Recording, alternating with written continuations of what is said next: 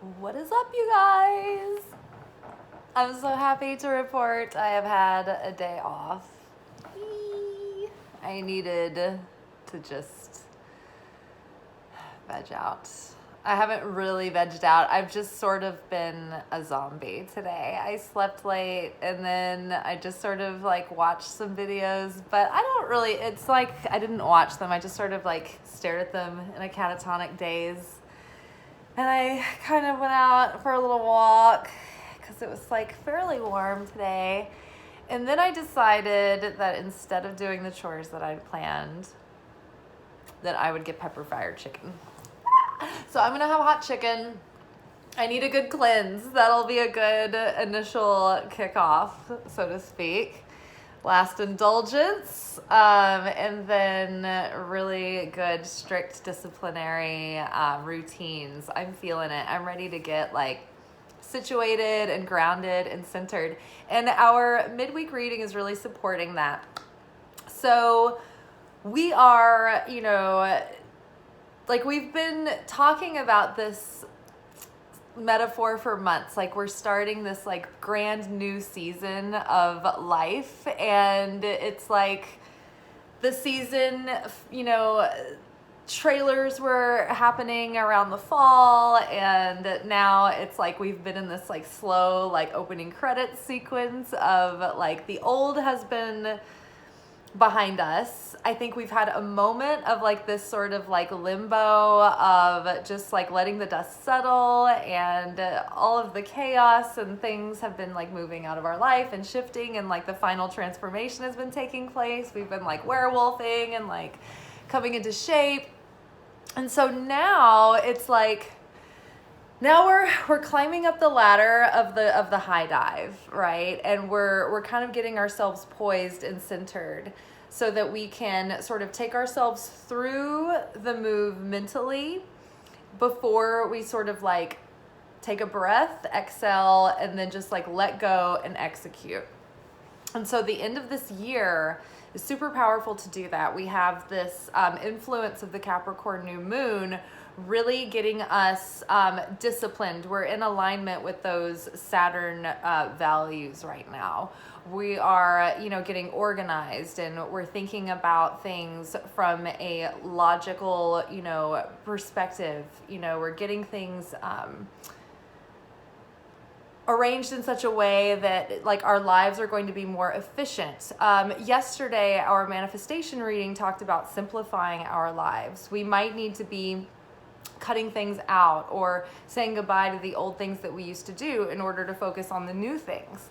I remember growing up when I would study about the Impressionist artists, I remembered always reading about them, going through their different phases and working with different mediums, and they'd be like, oh, I'm giving up sculpting for painting, or I'm giving up drawing now, or I'm giving up painting, I'm focusing on this. And I always wondered, like, why did they give up one thing to focus on the other? And it makes more sense now. It's like, in order for them to have the resources, the focus, the determination, the dedication, the attention to their craft, the time invested, they had to sort of like leave behind what wasn't serving their evolution as an artist, right? And put their focus and their resources into where they were growing next. And so that's kind of what we're doing right now.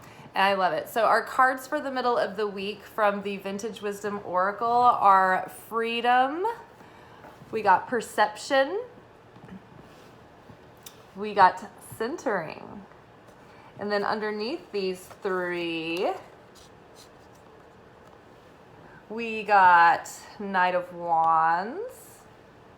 We got Two of Wands under perception there. And we got the Sun under centering. Okay, so we'll unpack now. So freedom. I really feel that lately we're being liberated from, especially like sitting next to perception and getting centered. It's like we have been liberated from the old mindsets, the old like mental anxiety, the old thought patterns, the old way that we perceived things that kept us stuck or held back or playing small or stuck in loops of dynamics that kept us going round and round and round in the same lessons and the same cycles and the same painful experiences over and over and over again. We've learned from our mistakes, and we've also developed a greater ability to practice restriction. And what that is when we've been talking about like cause consciousness versus effect consciousness and having affinity with the light, what we want to do is be able to, as life is occurring around us, we want to be able to overcome our reflexive nature and our animal instinct to want to be reactive to our environment, right? Whether that be emotionally, mentally, making decisions based on, our instinctual reaction is defensive, or it is lust driven, or it is hunger driven, it is need driven, right? But it is not our higher self driven. It is not driven from the state of, okay, I feel my impulses, but what I'm going to do is I'm going to pause. And instead of reacting out of my animalistic nature, I'm going to slow down enough so that I can act using my free will and to touch base with myself and say, okay, slow down. What is my grander vision? Who am I hoping to become? Like, what is the life that I want to be leading? Like, how would my higher self react? How do I need to show up in the situation in order to be in alignment with my goals, with my integrity, with my authenticity, with my values, right? Like, how do I show up in earnest in the situation on purpose? Being able to express my soul's desire and calling, and not just being like, oh, reactive to the moment and then having regrets later, or making a costly mistake, or acting in a way that you're like, oh, that wasn't a really good reflection of myself, but I was really emotional at the time and I just lashed out, whatever. It's like we slow down so we can say, okay, who's the me that I'm becoming now that I want to be, not the what I've been guilty of in the past, or who I've always been, or what I used to be, or what I'm used to, right? What reality do I want to create now? Because we're getting a do-over. This brand new timeline that we're starting, we haven't talked about the enormity of the fact that we're really just like able to rewrite our story completely, who we've been, who we are, who we're becoming, what we're doing, where we're going. So we're given a chance now to do it all again, and this time we can do it with the wisdom that we've earned, right? Liberated from our shadow, of feeling like we have to hide who we really are, or people please, or, do what everybody else wants us to do, or be who everybody else wants us to be. No, we're here to claim our own sovereignty. We are a unique individual. We are a unique expression of the divine, of source, of God in this life.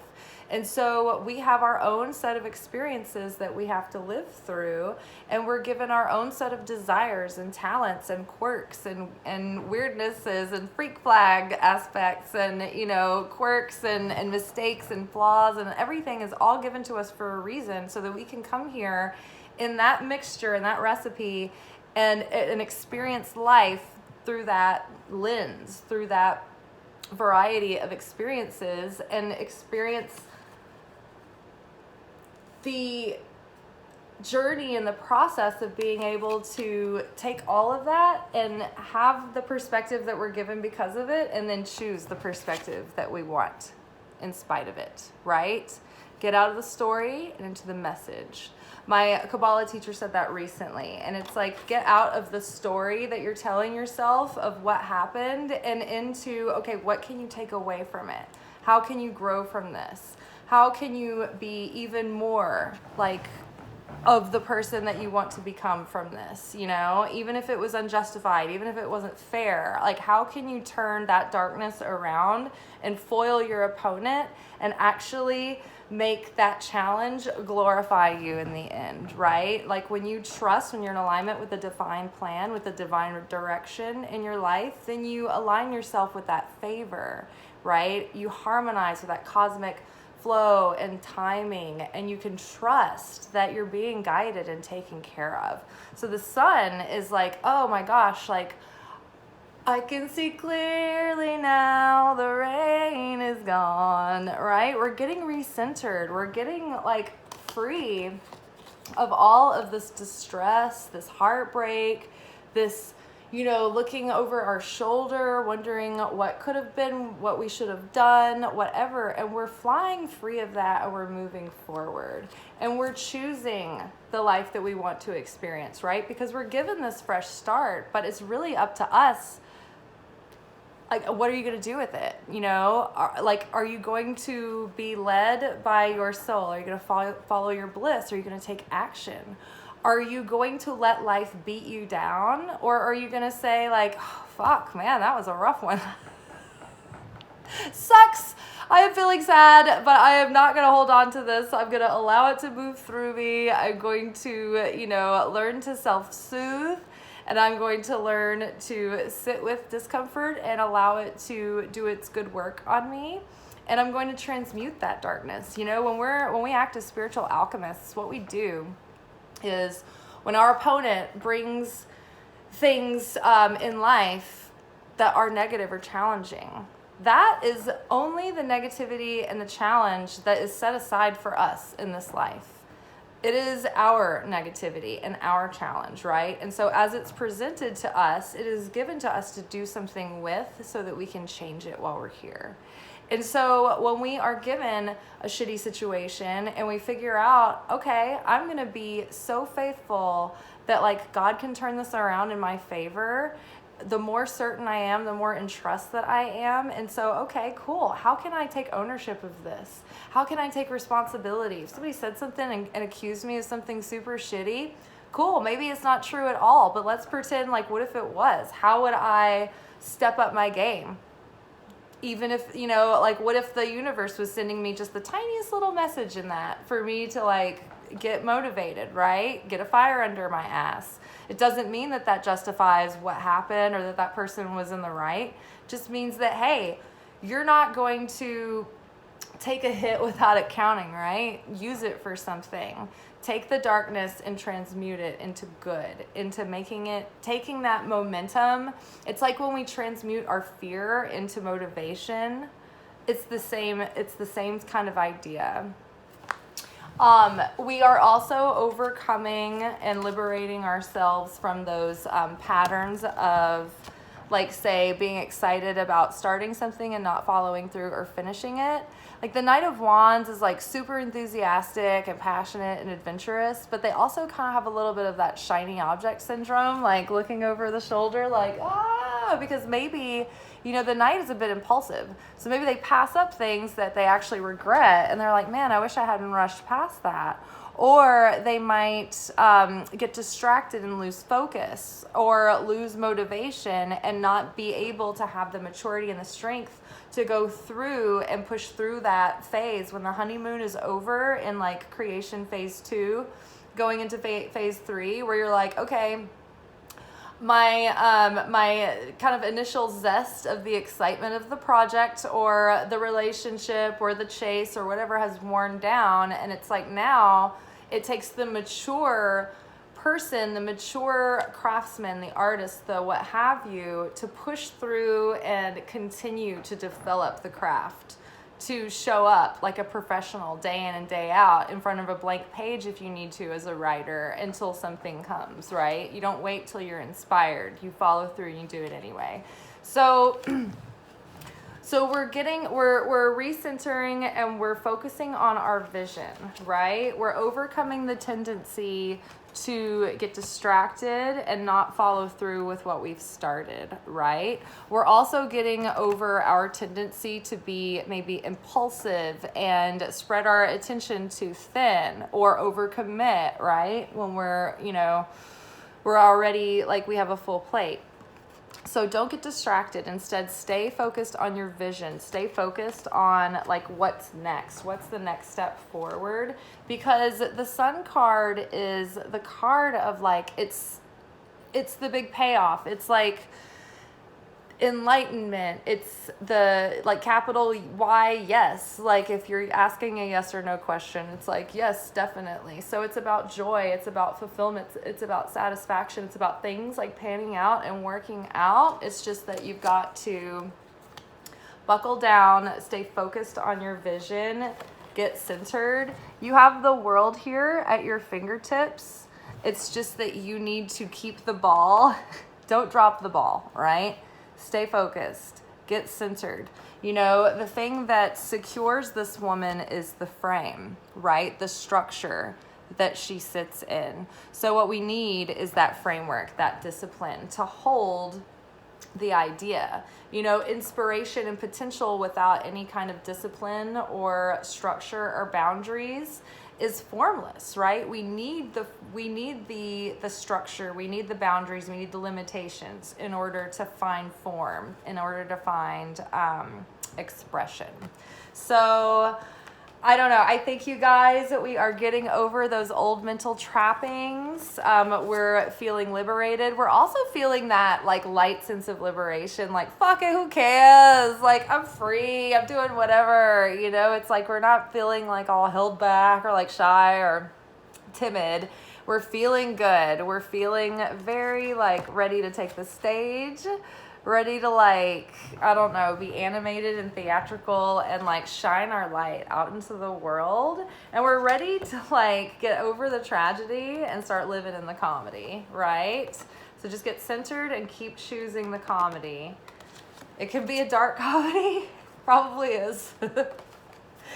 But make it a comedy. You can even make it a romantic comedy. But oh my God, you guys, I tried to go back and watch Love Actually for Christmas with my family.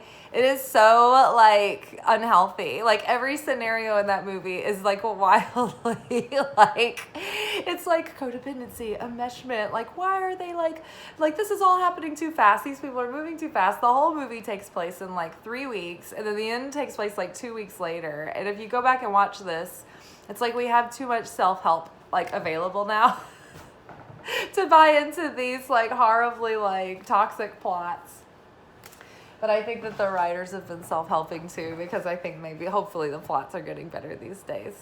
Well, all right, y'all, I'm going to eat my hot chicken and I'm gonna veg out and play with all my new cards and books and probably watch something that's easy to just put in the background and not pay attention to, because I'm gonna nerd out on the cards and all that. I've got a bunch of fun little Christmas goodies. All right, Yins. So I hope y'all take care. I will see you tomorrow. Bye.